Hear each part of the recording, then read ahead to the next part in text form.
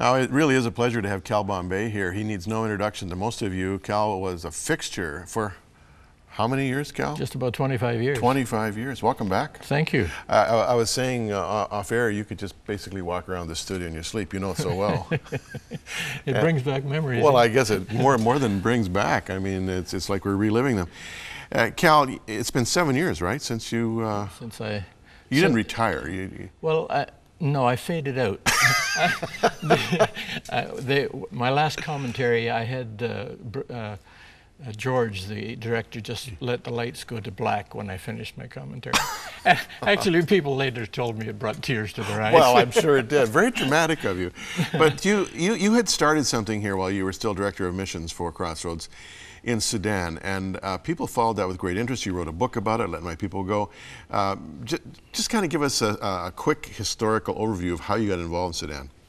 Well, it started because of an article that was found in the Baltimore newspaper that we found in the green room somehow, and we eventually invited Lady Cox to come over, and I got involved in the redemption of slaves. I took 5 trips into Sudan doing that, bringing slaves back from the north and freeing them in the south among what was left of their families. And from there it transitioned to the place where these slaves were freed, but who's going to feed them? And who's going to feed the other millions that are, living off emergency feeding from the United Nations and other agencies? Who's going to do that? And that became my burden, and I started building farms, and that started while I was here. We built small farms at first, 5 of them. There are only 3 of those surviving. One we had to close because of corruption, another closed because it would never become financially viable.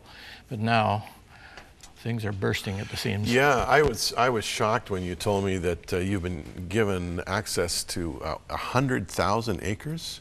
A little bit more, actually, 100,000 acres with a lake in the middle. With a lake in the middle, and you were saying that the topsoil in some places is over 20 feet deep. Yep, rich, fertile soil. We've farmed all of our farms for these, probably 10 years now, since we first started the first ones, and we've never used fertilizer yet. We just dig deeper and bring up new soil and start over again. Huh.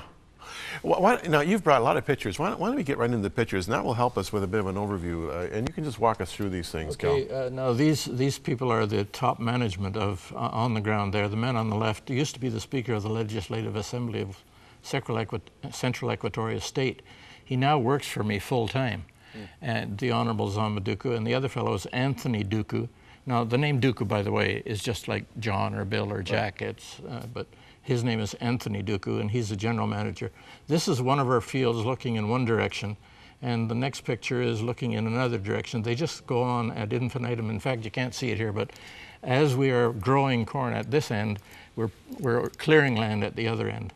We're building what we call corn cribs, with the old-fashioned corn cribs we used to have. That's Zamba Duku and myself in front of a crib that's 30 meters long, 4 meters high, 4 meters wide, hold about 30 tons of corn on the cob. Pardon my farming ignorance, but why do you need a corn crib? Is that for drying the corn? For drying the corn to the place where you can shell it and then grind it. Right.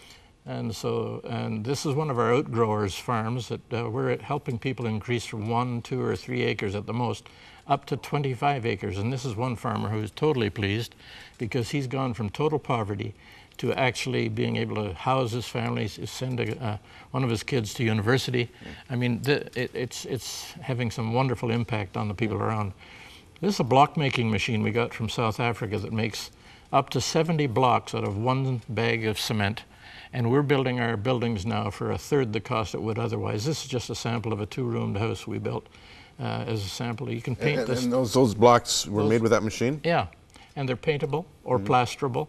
And this actually is the foundation and the building of our grinding mill we're putting in there. It's the first industrial grinding mill ever in southern Sudan, and we're putting in at the headquarters of our Bori farm. And we're growing things that we said we couldn't grow, like eggplant.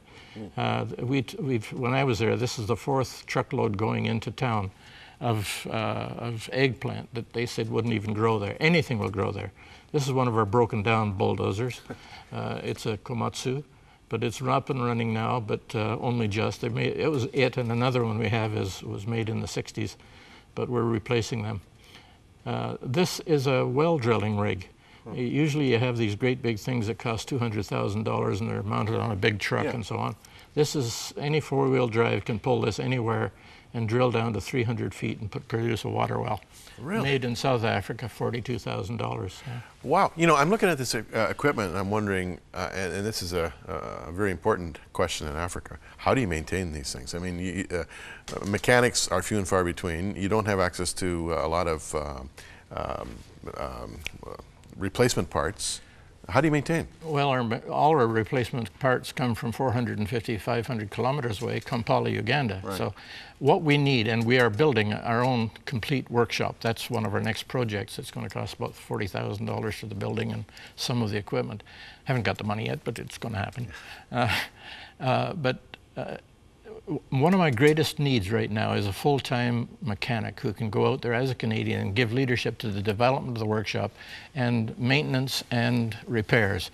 We've got a lot of broken down machines that are, just because of the roughness of the country, the dirtiness of the fuel, we've overcome that problem, by the way. We've just installed a 60,000 liter tank for diesel to run our tractors, as well as the new bulldozers we're having sent from California that I got just, there should be on the ship right now, I hope, in a container, and on their way there to clear land. And we can clear land at about 6 acres per bulldozer per day. And so in 1 year we can clear from 13 to 1,500 acres. But with 100,000 acres to go, you can imagine. No kidding, and so fertile. You know, it's a bit of a jolt because most of the footage we see of Sudan is Darfur in that area, and we get this sense that Sudan is all desert and dry and not fertile, but here in the south you've got all kinds of potential. In the south, the rains have remained consistent. We get 2 rainy seasons a year, thus 2 crops. In fact, right now we're at one end of this vast field.